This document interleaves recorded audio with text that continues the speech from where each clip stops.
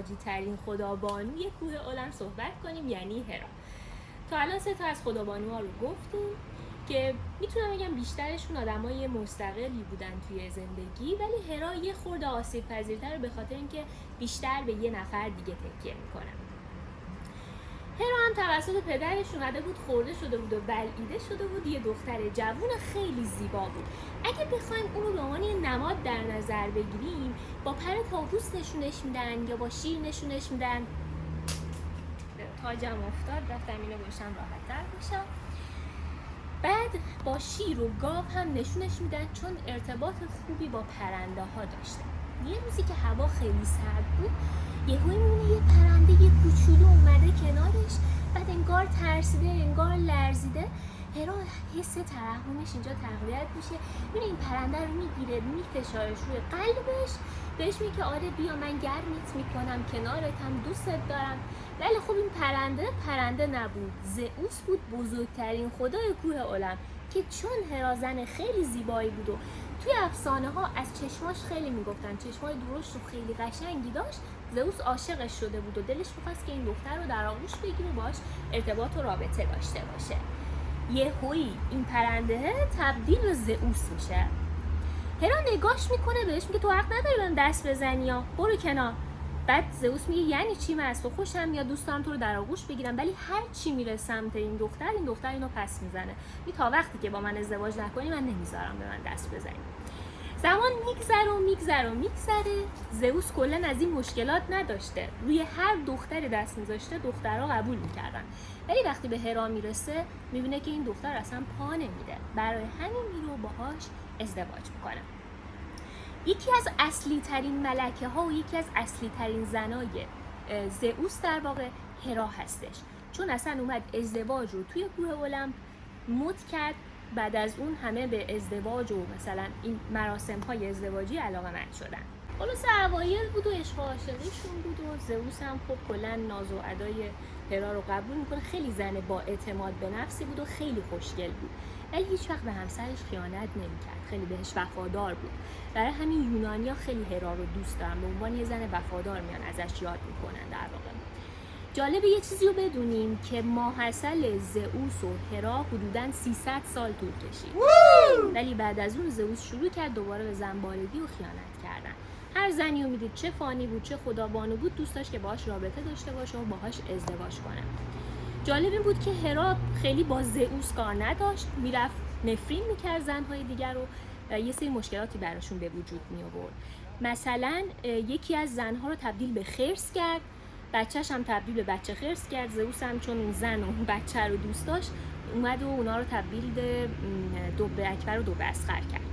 یه بارم یه نفرینی کرد که اون زن بیچاره دیگه نمیتونست حرف بزنه، فقط حرف بقیه رو میومد تکرار میکرد. اونجا بود که اصلا کلمه اکو به وجود اومد. با همه اینا ما توی کلاً کوه اولمپ با داستان‌های خیلی زیادی روبرو هستیم که هرا تبدیل به یک زن بسیار حسود و خشن میشه، هر کاری حاضر بکنه که همسر خودش رو نگه داره. جالبه که نه میخواد طلاق بگیره نه میخواد جدا بشه، فقط فکر میکنم یک بار اومده زئوس رو تنبیه کرده توسط خداهای دیگه. با همه اینها یه زنی هست بسیار مورد احترام. بعد وقتی که وارد یه مجلسی میشد، وارد یه جایی میشد، زنهای دیگه خیلی بهش توجه میکردن، ولی خود هرا زنی بود که خیلی از زنهای دیگه خوشش نمیومد، مگر اینکه میومد ازشون استفاده میکرد برای رسیدن به یک چیزی. حالا میخوایم از بچگی بچه‌های هرا بگیم، بچه‌هایی که تو دنیای امروز هرا هستن. راستش رو بخوای اونا بیشتر عاشق اینن که بیان کارهای خونگی انجام بدن، عاشق اینن که به بقیه رسیدگی کنن. بقیه دارم میگم معمولاً دوستای پسرشونن یا پدرشون. اگرم رفیقای پسر داشته باشن بیشتر اوقات ازشون میخوان که شوهرشون باشه، بره سر کار، بعد اینا هم براشون غذا و چای و اینجور چیزا تهیه کنن. معمولاً وسایل خونگی دارن، غذا درست میکنن، چای میریزن. هیچ هدف دیگه‌ای هم جز ازدواج واقعا ندارن. ازدواج براشون یه چیز خیلی خیلی مقدس هست یکی از هدفهای بزرگ زندگیه. یعنی فکر میکنن که اگه تو زن باشی وقتی با یکی دیگه ازدواج کنی تکمیل میشی، کامل میشی، وگرنه اصلا تو کامل نیستی، نقص داری.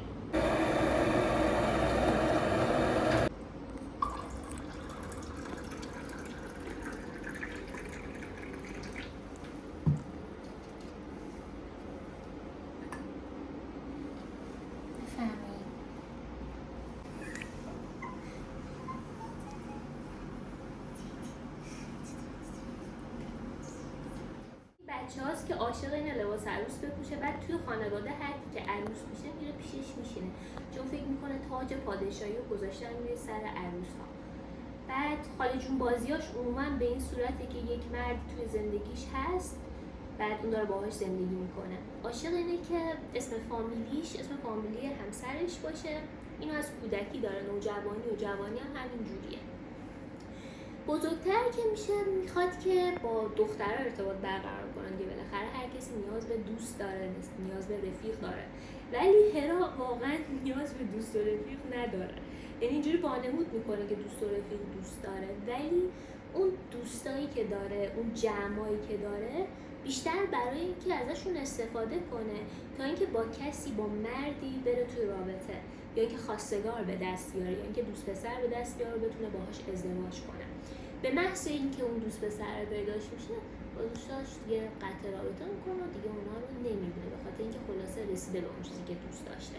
بعدش هم رفیق و تنها کسش میشه اون مرده. هرا بزرگ میشه و تبدیل به زن جوون میشه. بعد وقتی که بزرگ میشه بیشتر ازدواجای سنتی، اگه توی ایران باشه ازدواجای سنتی دارن، چون دوست دارن که با کسی ازدواج کنن که یک مرد بسیار بسیار موفق و ثروتمنده. بعد که باهاش ازدواج میکنن ما خلاصه 2 تا مرد داریم، یا مرد وفادار یا وفادار نیست. اگه همسرش یه مردی باشه که وفادار باشه تبدیل به یه ملکه میشه، یعنی یه زن بسیار خوب و وفاداری که البته هر چی شوهرش بگه. یعنی اگه شوهر بهش بگه که مثلا این لباسو دیگه نپوش، من از این لباس خوشم نمیاد، امکان نداره اون لباسو بپوشه. اگه بره مثلا یه جایی میخواد موهاشو رنگ کنه، در جا عکسو برای شوهرش میفرسته، اگه اون بگه نه این رنگ مو رو مثلا من خوشم نمیاد، همون لحظه اصرار میکنه که رنگ موشو بیان عوض کنن. کلا خیلی خودش اولویت نیست، اولویت همسرشه. حتی اگه بخواد بچه دار بشه خیلی علاقه‌ای به بچه ها نداره، خیلی از مثلا بچه خوشش نمیاد، فقط برای همسرش اومده این کارو کرده. حالا ما داستان هرا رو گفته بودیم که توی یونان بوده و در مورد بچه هاش نگفتیم. ببینید هرا 2 تا بچه داره، یکی که هفاستسه، یکی دیگه که آیریس یا آرس یا آریس، حالا نمیدونم دقیقاً کدومش، چون هر جایی یه جا تلفظ میشه. این 2 تا بچه رو داره. آریس خدای جنگ بوده. بعد هفاستس هم که خدای آهنگری بوده. ولی وقتی هرا میبینه که هفاستس خیلی خوشگل نیست، اونو از کوه میاد پرتاب میکنه، پای پسرش رو میاد لنگ میکنه. آرس هم کلا انقدر جنگجو شده بود که کلا اصلا خداها اینو تحویل نمیگرفتن. خیلی ارتباط خوبی هرا به بچه‌هاش نداره.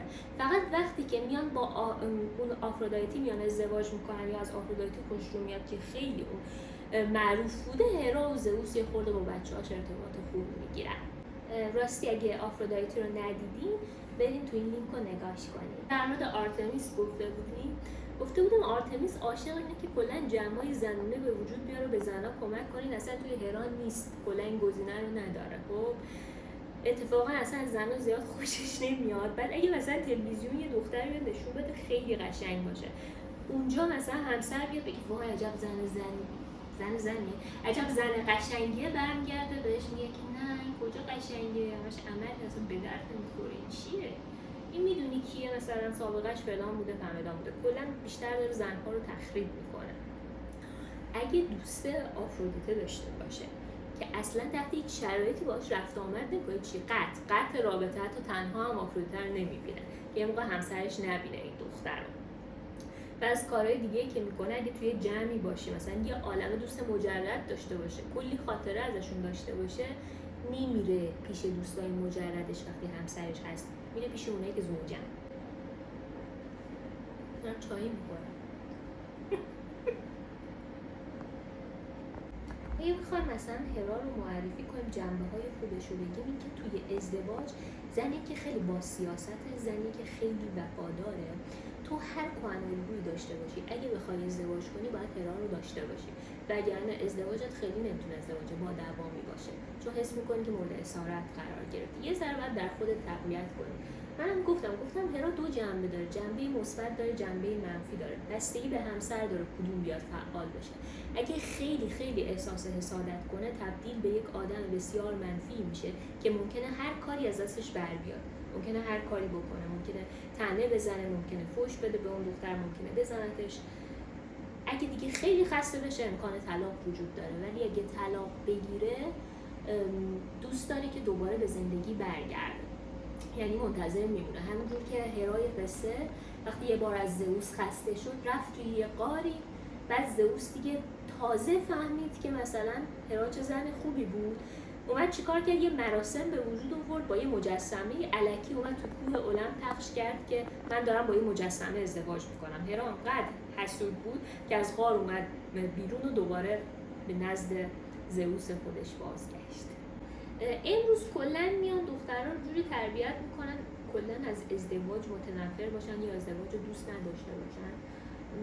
این نوع تربیت هم قشنگ نیست. قبلا اینجوری بود که میگفتن حتما باید ازدواج کنی، الان یه جوری شده که انگار بدون ازدواج خوشبخت‌تری. نه، ما باید تعادل داشته باشیم توی زندگی، باید هرای خودمون هم تقویت کنیم، چون اگه این کار نکنیم با کسانی وارد رابطه میشیم که ممکنه قصد سوء استفاده داشته باشن یا ممکنه اصلا به طور جدی نگیرن تو. اگه طور جدی نگیرن خب رابطه خیلی خوبی هم نمیتونن باهات داشته باشن. در نهایت تو هر لحظه توی خطر از دست دادن و ناراحتی و غم و جدایی و شکست هستی. اون وقت برای تقویت هرا بهتره که فیلم‌های کلاسیک ببینید، فیلم‌های انگلیسی کلاسیک که برای دخترها ازدواج کردن یه امر مقدسی بوده، یه پیمان مقدسی بوده، یه چیز پاکی بوده، یه چیزی بوده که اتفاق خوبی توی زندگی اون زن بوده.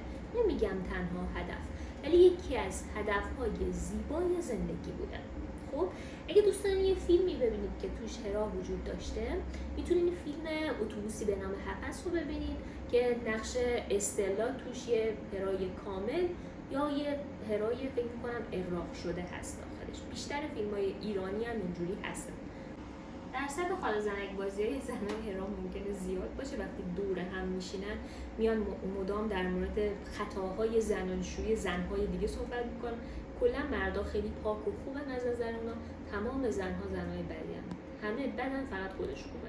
ولی اعتماد به نفسش میگم خوبه دیگه، اینجوری که خودش بهترین زن دنیاست به واسطه شوهرش. اگه شوهرش خدای نکرده فوت کنه یا نباشه، ممکنه کلا احساس کنه زندگی رو از دست داده و خیلی خیلی حال بدی پیدا میکنه، مگه اینکه دوباره ازدواج کنه. معمولا دوباره ازدواج میکنه، اون اعتماد به نفس توسط همسر برمیگرده. ارتباط با فرزندش معمولا یه ارتباط خیلی بدیه، به خاطر اینکه خیلی اون عشق و محبت رو نمیده. یعنی بچه‌هایی که مادر هرا دارن میگن مادر ما همه کار میکرد، خونه داری میکرد، بچه داری میکرد، غذا بهمون میداد، ولی ما همیشه یه خلایی احساس میکردیم، یه خلای عشق و عاطفی تو خانواده‌مون میومدیم احساس میکردیم. این به خاطر اینه که خب هرا اصلا بچه دار میشه چون شوهرش دوست داشته بچه دار بشه، خودش نمیخواسته، مگر اینکه دیمیترش فعال شده باشه که اگه شما لایک کنید، سابسکرایب کنید، از همون حمایت کنید، من این فیلمم میسازم. یکی از تمرین‌ها این بود که بهتون گفتم بیاین فیلم‌های کلاسیک ببینید، فیلم‌هایی که ازدواج کردن خیلی مثلا امر مقدسی بوده، بریجتون یا بریجتون نمیدونم کدوم، که اون دختره که موهاش طلایی بود، الان اسمش یادم نیست، اون خیلی دیگه ازدواجی و هرا بود. حالا نمیگم در اون حد اغراق‌آمیز باشید، ولی تقویت میشه ناخودآگاه عشق و ازدواج در شما. بعد از کار دیگه‌ای که میتونین انجام بدین اینه که ببینید شما ممکنه آرتمیسی باشید، ممکنه مثلا خیلی آفرودایتی باشید، بعد باورهای ازدواجتون رو عوض کنید. یعنی بیاین عبارت تکلیدیایی به وجود بیارین که ازدواج امر مقدسه، مردها بسیار وفادارن، من از زندگی کردن، زندگی مشترک لذت میبرم، ازدواج آزادیه. عبارت هایی که شما رو به اون حس خوب ازدواج کردن بیاد وصل کنه، وگرنه هر رابطه‌ای که وارد بشین هیچ وقت به ازدواج نخواهد کشید. یه مورد بچه‌ها، این که دخترای هرا دخترایی هستن که خیلی درصد مراجعهشون به فالگیر و به دعانویس و اینجور چیزا زیاده، برای اینکه خب دوست دارن ازدواج کنن. اصلا براشون مهم نیست اون فرد کیه بعضی اوقات، یعنی اون اولین فردی که میاد تو زندگیش باید باش قصد ازدواج داشته باشه، مگر اینکه یه فرد موفق تر همون زمان بیاد ول میکنه میره با دومی ازدواج میکنه، کلا ازدواج میکنه. بعد رفتارش هم یه ذره عوض میشه. دختر هرا وقتی میره توی زندگی مشترک کلا یه شکل دیگه میشه، چون میخواسته ازدواج کنه سری ترفندایی میاد استفاده میکنه که پسر رو به سمت خودش بکشونه متاسفانه. خب این بالا در مورد دختر هستیا و دختر آروم صحبت کردم، این طرف هم در مورد آرتمیس صحبت کردم، در مورد آفرودیتی هم گفتم. جلسه بعدی احتمالاً در مورد دیمیتر صحبت کنیم، نمیتونم، یا آتنا، مشخص نیست، هرچی خدا بخواد اونو میذارم. شما هم اگه چیزی در مورد دختر هرا میدونید یا در مورد آدمایی که هرا بودن تو زندگیتون، خوشحال میشم خاطراتتون رو یا اطلاعاتتون رو به اشتراک بذارید و کامنت انگلیسی بذارید و لایک کنید و سابسکرایب کنید. مرسی، ما داریم زحمت میکشیم، خیلی دوست داریم که حمایت بشیم و دیده بشیم توسط آدمای دیگه و بیشتر. راستی کلی مدیتیشن هم گذاشتم که بتونه بهتون حس آرامش بده و خیلی خوشحالتون کنه. این سنگ و حس عشقش تقدیم شما، آمیتیست هست. میگن که انرژی عشق میده، اگه میخواین ازدواج کنید حتما توی خونتون داشته باشید. مرسی که نگاه کردین و حمایت میکنید. فعلا خداحافظ.